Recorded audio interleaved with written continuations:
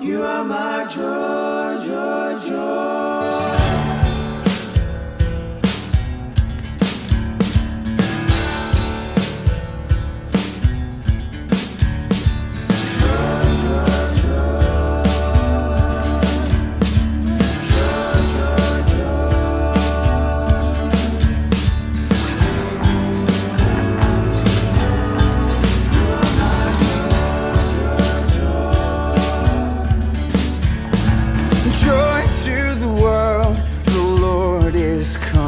Let earth receive her King.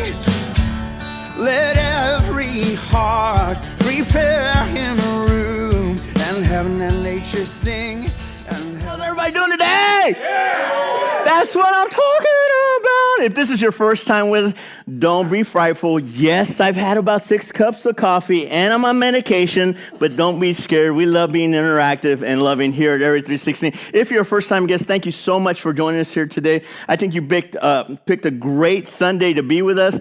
And if you're a first-time guest, would you do me this one favor? Would you, after service, go through the front doors and you'll see Mike or Cindy or BJ out there and fill out what we call a connection card. And just let us know you're here with us today. Don't worry, we're not going to sell your information. We're not going to give it to anybody. This is just letting us know that you were here with us this Sunday.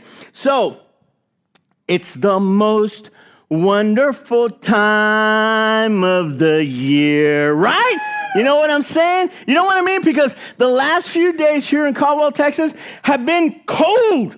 So I got up this morning thinking, it's going to be cold. I better put on a sweater or a shirt, some nice, comfortable underwear that go all the way down to my feet, because as soon as I go outside, it's going to be bone chilling. And I go outside, it's 60 degrees. So I'm sweating up here. I'm just letting you know. But it's been great. It's been feeling a lot like Christmas. But here's the thing. It's Christmas time. So there's a lot of stress, isn't there? I mean, you got to find the right Christmas present. It can't just be the right Christmas present. In fact, it has to be the perfect Christmas gift, right? And now you're planning out your visits with the family. Who are you going to visit first? And if you don't visit the right family first, you're going to hear about it all year long. And then, guys, the Christmas lights, right? Your wife's going to say, when are you going to put the Christmas lights up? When are you going to put the Christmas lights up? When are you going to put the Christmas lights up? They're up already. They're up. I just put them up. Actually, I didn't. My son-in-law did, and my son is here now. So I'm going to make him go redo the lights, make sure everything's good. So come by. Come by my house. I live on 501 West Buffalo. We love for you to come visit our house. We have a big Hello Kitty. I'm just letting you know you're going to fall in love with it. But here's the thing. We have so much stress going on in our lives right now with Christmas that we are seeking one thing, but we don't have it in our hearts. And that one thing is peace. Because we're so busy, we're so stressful over this holiday season, we really don't have peace in our hearts. So this whole series, this whole Simply Christmas is, what if we, instead of worrying about all this stress, refocus our eyes on what Christmas is truly all about. It's about the hope of the world. It's about the light of the world. It's about the Word becoming flesh. It simply is all about Jesus, isn't it?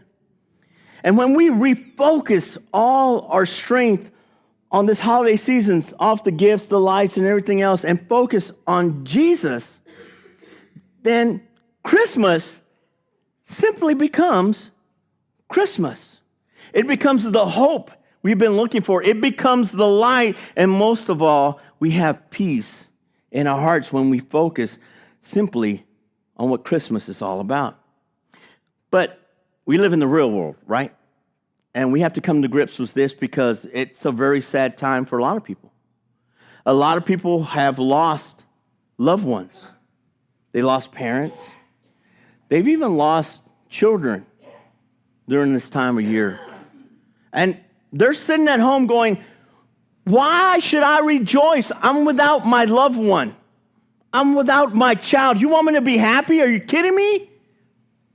Pastor Juan, you don't know what's going on in my life right now. My marriage is falling apart, and you want me to sing joy to the world? You have no idea how my life is being wrecked right now. Yeah, I'm really in a big bah humbug kind of mood. Simply Christmas. Estás loca, simply Christmas. I'm not going to be, it's really hard for me this time of year. And I understand that. I really do.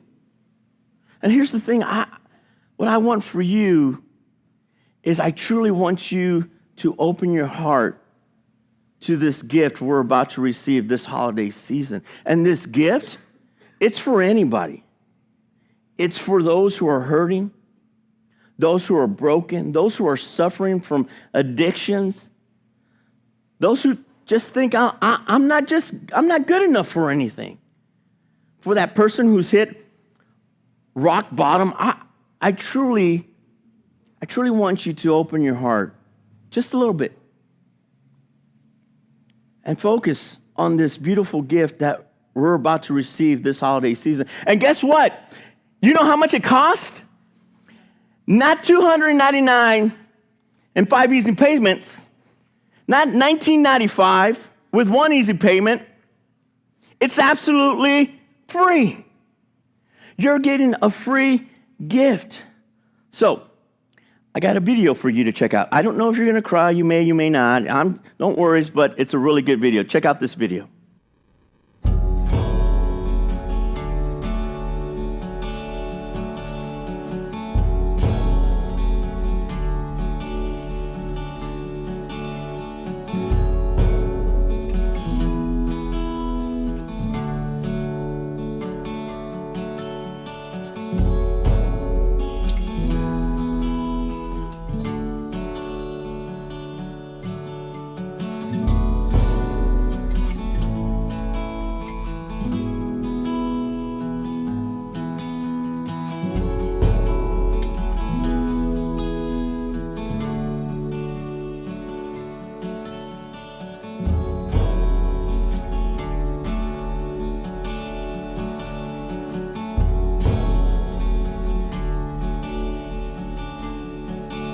Oh come, Emmanuel, and ransom captive Israel that mourns in lonely exile here, until the Son of God appears.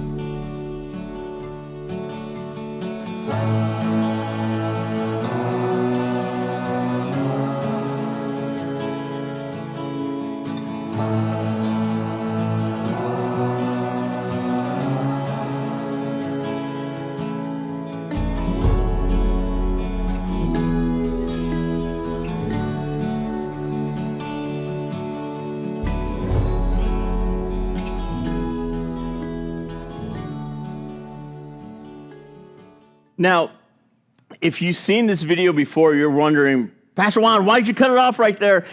And if you haven't seen this video, it's a really good video. What if Joseph and Mary had Facebook? And the reason I cut it off right there, that particular part, is because I want us to stop and I want us to look at Joseph.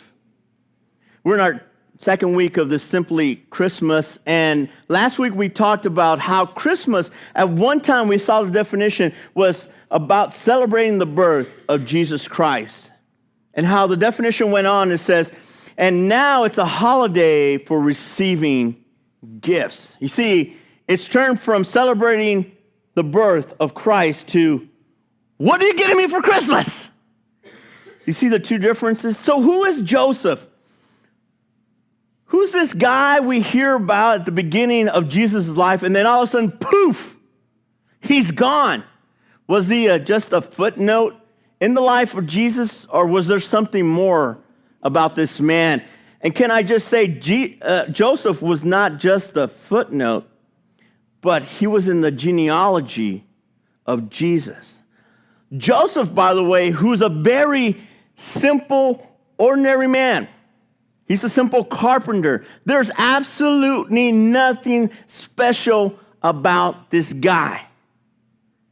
That's until God uses him in a very special way. We read in the book of Matthew 1:16, it says this, and Jacob, the father of Joseph, the husband of Mary, and Mary was the mother of Jesus, who is called the Messiah. I'm just saying, wow.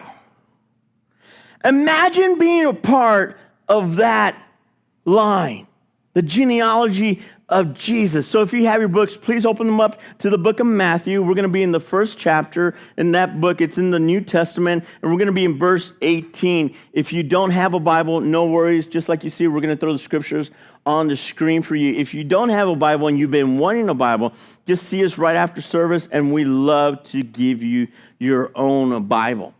So Matthew 1:18 through 19 says this. This is how the birth of Jesus, the Messiah, came about. His mother Mary was pledged to marry to Joseph.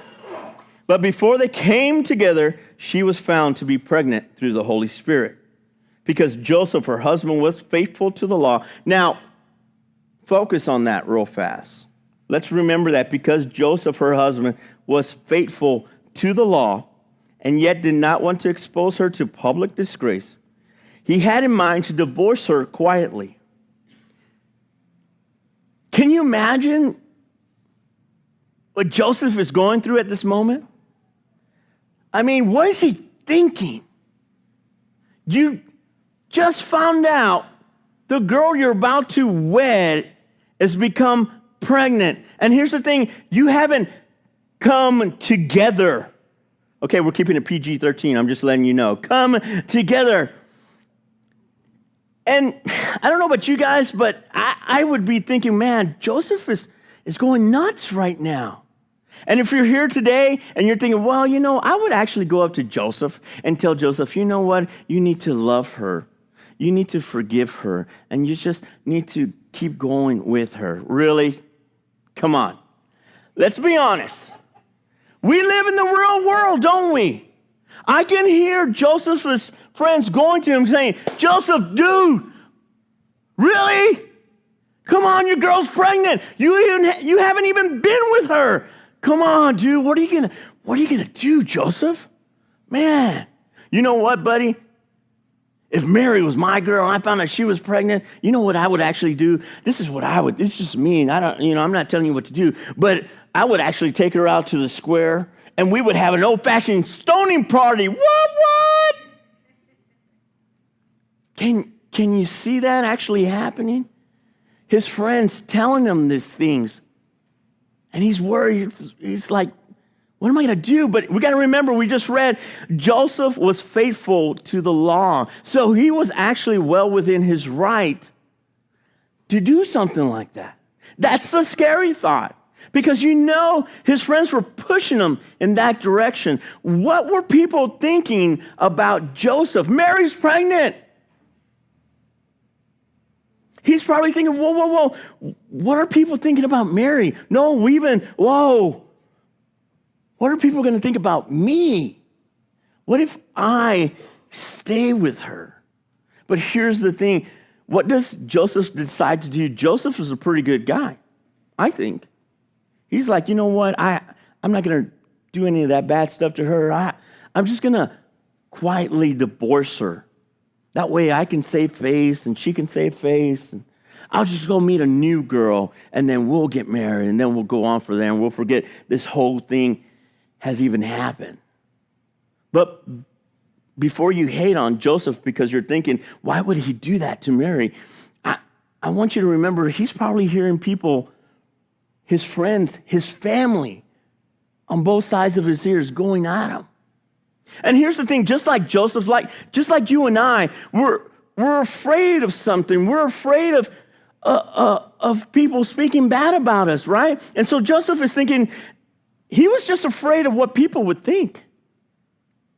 Let's be honest. You would too, right? We would all be scared of what people think, because who isn't afraid of what people think about them? I mean, when you got up this morning, right? You got dressed nicely, ladies, you're probably thinking, please, baby Jesus, don't let any women wear the same outfit I'm wearing today. Please, just don't let that happen. Please, because I don't know how I would handle myself. Thank you, Jesus. Right? Because if you came to church and somebody else is wearing the same thing you're wearing, you know someone's going to take a picture of it, post it on Facebook and say, who wore it best? Right? You know that's going to happen. I'm just saying, and that's what Joesph is thinking. He's thinking, what are people going to think about me when they find out that Mary's pregnant and if I stay with her? And here's the thing, and here's the first point for you this morning is this.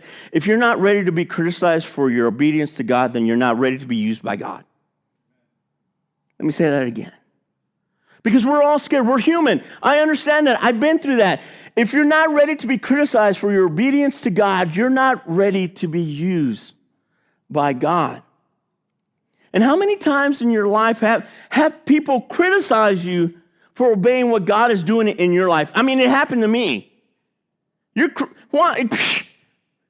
I remember you back in the day. Your friends come up and they tell you these things. No. Whoa, you're not. There's no way. Do they not know who you are, Juan? Do they not know what you've done? I mean, you have your friends tell you that. You have your family who tells you that. But then there's God who's saying, hey, would you just stop listening to them? I need you to listen to me. And we read this in Proverbs 5:7. It says this, Now then, my sons, listen to me. Do not turn aside from what I say. See, God, He's pleading with you. Don't listen to them. Don't hear what they say. I want you to listen to me. But what do? We always turn, don't we? And listen to what other people say. You remember not too long ago, I told a story about the blind man that Jesus healed. He got some mud, put it on the guy's eyes, wiped it off, and all of a sudden he could see and he was rejoicing. Yay! Then the Jewish leaders saw this. These are the religious leaders of the time, and they were mad because Jesus healed this person on the Sabbath. They didn't know Jesus, but they'll tell you right off the bat, I know Moses. That's who I know. So they kept asking the blind man, who did this? Who did this? Why did he do this? Who did this? They even called Jesus a sinner.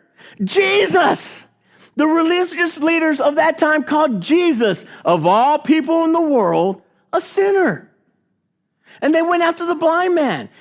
Who did this? And this is how the blind man answered in John 9:31. He says this, we know that God does not listen to sinners. Whoa. Here's this ordinary man who was just healed by Jesus telling the religious leaders, listen, we know that God doesn't listen to sinners. He listens to the godly person who does his will. And here's the thing you need to know. If you call yourself a Christ follower, you need to know this. You have to be living for God instead of living for people. If you call yourself a Christ follower, then you have to be living for God instead of living for people. You have to see it's simple, right? To go with the flow. You don't want to rock the boat, right? You're like, don't rock it. Right? Family, friends, they criticize you. What, you follow what? You can't think for yourself? Come on, I thought you were smarter than that. You weak-minded. Oh, don't rock it. Yeah, you're right. You know what? You're right. I saw it on WikiLeaks, and so I'm not sure. Let's not rock the boat. Let's not. But here's the thing. If you're a Christ follower, let's rock it. Come on. But because we're obsessed with what people say. How many posts, likes do I have on my Facebook? How many Instagram little hearts do I have on there? How many times has my stuff been tweeted? Come on. We want to be liked by people right here. Right? And so here's the thing. Becoming obsessed with what people think about you is the quickest way to forget what God thinks about you. if you're obsessed with what people think about you, that's the quickest way to forget about what God thinks about you. And the thing is, people are going to love you. They're going to like your posts. They're going to love your Instagrams, and they're going to retweet your stuff, and they're going to help you get to the top. But as soon as you get to the top, they're going to be the first person to knock you off your settle. Boom, you're off, and they're like, ha, ha, ha. That's what people do. But we get so obsessed with how people think of us, we go after that. We don't want to rock the boat. We don't want to be normal. We want to be in this little comfortable cocoon. And I know what you're thinking, Pastor Juan, that's local. Man, what, you're crazy. I can't do that. I can't be that person. Living for God, people are not going to like me. But here's the thing. It's my last point for you today is this. Extraordinary acts of God often start with ordinary acts of obedience. Let me say that again. Extraordinary acts of God often start with ordinary acts of obedience. So let's go back to the story of Joesph, right? Because everyone is telling them, they're in his ear, run, dump this chick, move on with your life. So we read what happens next in the book of Matthew 1:20 and 21. It says this, but after he had considered this, an angel of the Lord appeared to him in a dream and said, Joseph, son of David, do not be afraid to take Mary home as your wife, because what is conceived in her is from the Holy Spirit. She will give birth to a son. And you, here's the angel sent from God to tell Joseph, you are to give him the name Jesus, because he will save his people from their sins. Talk about a vivid dream, right? An angel appears to Joseph and says, take Mary, trust us, because you are going to name the Messiah Jesus. You are. I know it's crazy. It's hard to conceive this idea that an angel talked to Joseph. So let me say that again. An angel told Joseph, you. This is an ordinary guy, a simple carpenter man, simple man, nothing special about him. He gets to name the Messiah. And this ordinary act of obedience, it became an extraordinary act of obedience. Because what does Joseph do at that time? He's thinking, you know what, that's it. I'm going to follow the will of God. I'm going to seek God. I'm going to follow him. I'm going to listen to what he says, and I'm not going to listen to what people say or think. And I'm going to do God's will. How do you know that? Matthew 1:24 and 25, it says this, when Joseph woke up, he did what the angel of the Lord had commanded him and took Mary home as his wife. But that he did not consummate their marriage until she gave birth to a son. And he, this simple, ordinary man, nothing special about him, this guy, he gave him the name Jesus. Jesus, this act, this one act goes against everything everyone is telling him, what everybody is thinking about him. He takes Mary as his wife.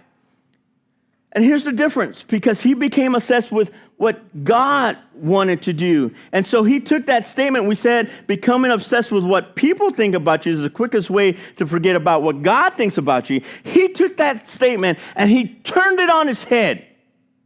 And now we can read it as this: becoming obsessed with what God thinks about you is the quickest way to forget about what people think about you.